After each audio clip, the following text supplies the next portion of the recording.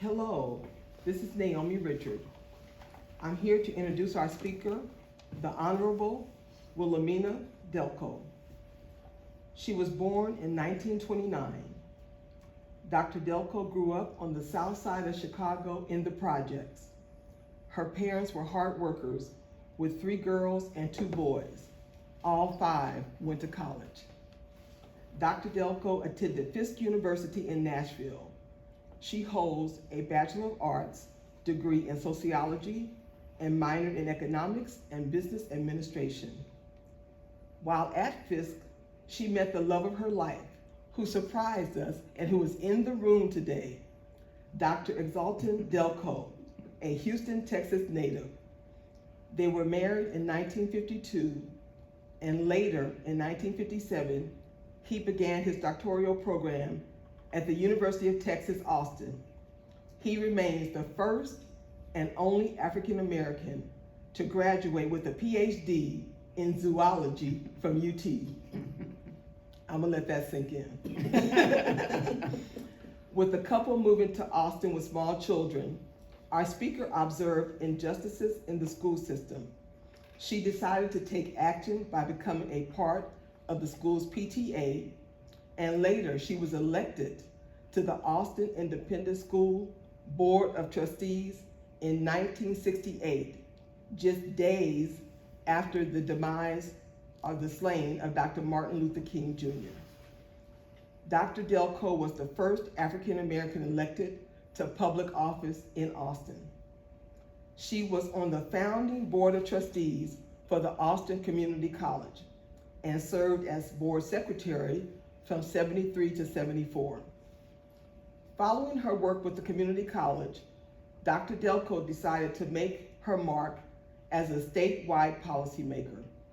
She successfully campaigned and was elected to the Texas House of Representatives in November 1974, making her the first African American elected official at large in Travis County.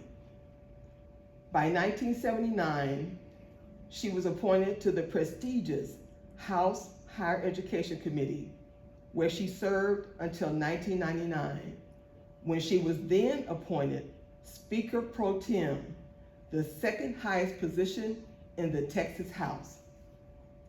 After serving 10 terms, she retired in January 1995. Dr. Delco is the proud recipient of 11 honorary doctoral degrees, and she has 3 buildings named after her in the state of Texas. She was inducted into the Texas Women's Hall of Fame in 1986, and for 60 years, she has been a member of the Alpha Kappa Alpha sorority. She is also a member of the Links Incorporated for 44 years, an organization of accomplished, dedicated African American women who are actively trying to make communities better all over the world. And today, I'm proud to say that my Link sister, Austin chapter, is going to speak to us, the Honorable Wilhelmina Delco. I guess thank you. I'm not sure That's fine. what I have left to say. We are so glad to have you. I am so honored to be here, and I had no idea what I was getting into. My daughter, I can thank for that. But I'm excited about this kind of organization, and I'm excited about the things you're trying to accomplish, because everything that you're doing will benefit all of us. And so thank you for inviting me, I guess, until I have to answer questions. Okay. Okay, Dr. Delco, what is the significance of Juneteenth, and why is it remembered and celebrated? The significance of it, and I have to say that I was born in Chicago and educated in Nashville with my degree. And so when I came to Texas, I came because I married a Texan. So I was not really familiar with all the idiosyncrasies that Texas has. And Lord knows we got a whole lot of them. But the reality is that this is an important event because what it said was that black slaves at the time had no idea that they would ever be anything but slaves. Their best hope for a better future was to escape and run away. So it was a surprise to them when this general came to Austin, to Texas, and he came to Galveston to announce that slaves were free. And that became a holiday, a more significant holiday actually for African Americans than the 4th of July, because it meant that now we were free, not only free to not be under somebody's jurisdiction, but to vote and to have organizations in our own homes and a lot of things that people never expected that they would have the opportunity to do. So it was a great holiday. It was more important to us than the 4th of July.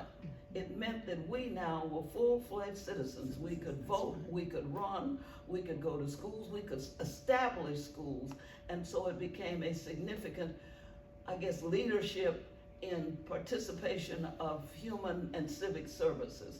It is now honored, and I imagine more people are recognizing the fact that what Juneteenth means to black people is what the 4th of July means to other people who came from other countries. There are all sorts of activities that take place on Juneteenth, but the main one is recognizing that we can run for office, we can hold leadership positions, we can hold executive positions in private business, and therefore we stand out now as full-fledged citizens. So while other people celebrate the 4th of July, we celebrate Juneteenth. Very well stated. And across our company today, we're wearing red to signify that the slaves were then full American citizens under the flag that is red, white, and blue. Yes. And we thank you for honoring that color today. My daughter gave me no choice. She's a great daughter. My next question is, you have had a life as a public servant. As an African American, as a woman, a wife, and a mother of small children, how did you get involved in politics? How did you decide to run for office? I am one of those people that when something comes up and I say, why don't you, they make me. So that's how I really got involved. I had absolutely no intention of running for public office. My mother and father both were precinct captains in the Democratic Party in Chicago. And so I grew up where people were concerned about elections and what difference your vote made and who you could go to and get answers. And so I was aware of politics. And so an occasion came up for me where a political body could make a decision on an area that impacted and affected me. I knew that the place to address my concerns wasn't to go to the meetings, but be a part of the meetings and register a vote on behalf of the people in my community. Were you embraced? If you mean hugged and kissed, no. I was tentatively accepted. Okay. Well, we thank you for what you have done, and anyone who is in school, because didn't the issue of integrated classrooms come up during your administration? Yes. How did that go? Well, for the first time, Austin had strictly neighborhood schools, but neighborhood schools only emphasize the things that they saw as priority in that neighborhood. So more sophisticated programs like engineering and more science kind of programs weren't necessarily in their schools. And yet in a lot of instances, those were the areas in which the students were interested. So I felt that the only way we could make our position known and have some part of the budget that would pay for the activities that we held as priorities, somebody had to be on the board. And I'm always saying, why doesn't somebody? And it usually ends up being me. Okay. Well, we thank you for your service. The last area we want to cover, as you know, there's a lot of racial tension right now and a lot of unrest. What words of wisdom do you have for this generation? How do you suggest that they respond to the dissatisfaction with law enforcement, with different policies and administrations? What is your word of wisdom to this generation? I think we have to be involved. We always expect to have something that somebody pays us for. so that we get the kind of jobs where we get big salaries.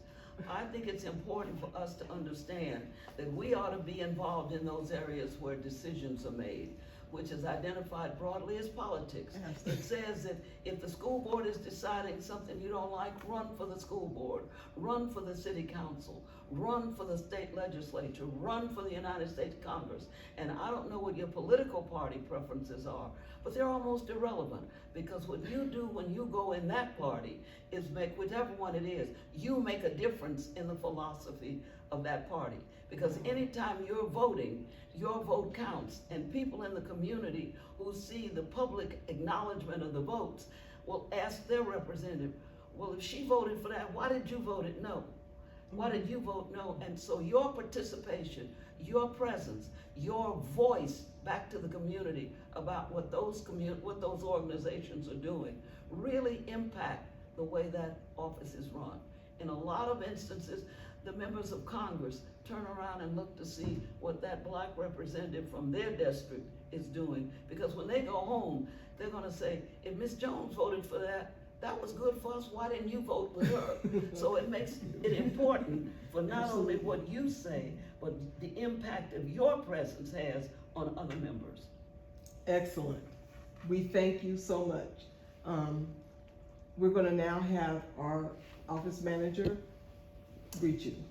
All right, Dr. Delco, again, thank you very much for your time. I know it was a nice, warm, crisp, hot day, and cranked up the humidity here in Austin. You're talking about Austin? Yeah, absolutely. So thanks for coming out. I will tell you, our firm has several things that we use as kind of guides to help us, and a couple of them we talk about are caring and being courageous. And by all means, are you definitely a shining example for being caring and courageous. I've learned a lot today, and I certainly enjoyed speaking with you before the cameras came on as well. So I can't thank you enough.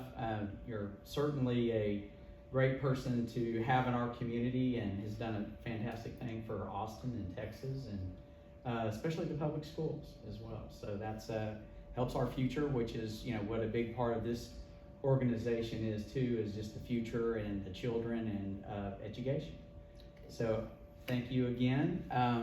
And I think it's on the screen. So our local ACE group for Austin, we have a donation that we pulled together, and I know you wanted it presented to your school in your name, so we're going to do that. And I know a few other people have put together some money too as well. So we'll send that money as well as from our ACE group to the college, which I know is a historically black college. Mm-hmm. So in Austin, I believe it's the only one in Austin. So we're happy to support that. Again, we can't do enough for the future and the education of our citizens. Well, so thank you again. And I would like to thank you for the contribution to Huston-Tillotson University. I was on their board, and my husband, of course, was Vice President for Academic Affairs at one time at Huston-Tillotson. So I think it's very important for us to not only support our institutions, which we have to do, but it's important when other organizations realize that the success of Huston-Tillotson contributes to the ability of people with those college degrees to contribute to the community as a whole. So it's not just for black students. I think there were a lot of other denominations, other ethnicities that attend Huston-Tillotson. And people now beginning to recognize that this institution is as important to the growth and development of Austin as the University of Texas, St. Edward's University, Concordia.